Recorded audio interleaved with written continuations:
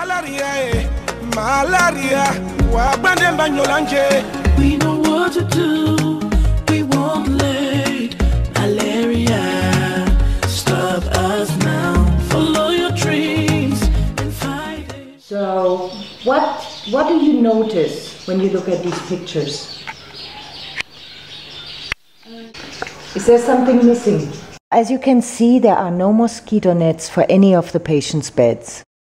Then look here at the windows, and there's no screens at the windows. So somebody is laying in this bed, is getting pumped up with lots of medication, and they get no protection whatsoever. And neither do the babies.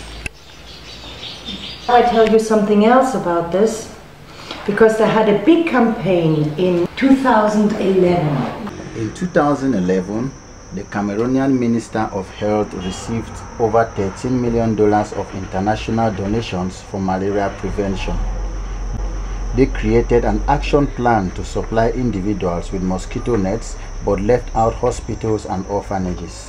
From any public health perspective, these institutions host the most at-risk population, people with an underdeveloped and compromised immune system.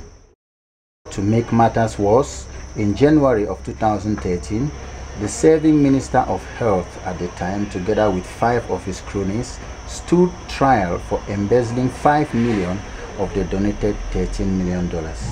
In other words, the Minister of Health stole money that was given by the Global Fund and the World Bank to protect Cameroonians from malaria. In the end, they still managed to get mosquito nets, and the distribution worked by giving mosquito nets to health facilities. And then the health facilities were responsible on distributing the mosquito nets to the community. So at this hospital that I just showed you, they still have 45 mosquito nets left over from that campaign. However, due to the crimes of the former Minister of Health, all assets associated with the faulty and corrupt Scaling Up Malaria campaign have been frozen. And so the nets remain stored behind locked doors at Karena Hospital. Then what do you do now to make them know that it is a bad situation? What have you done? What have I done? I have visited the regional delegation of health, and I have spoken to the district medical officer to ask that the nets be released for use in the Karena Hospital, with no success. I have written letters on 3 separate occasions to the Global Fund, the World Health Organization, Cameroon Plan International, and to my employers, the US Peace Corps. But no one seems interested in ensuring that the donated nets are released to protect needy patients. This issue is all the more urgent because the mosquito-repelling chemicals on the nets will expire soon.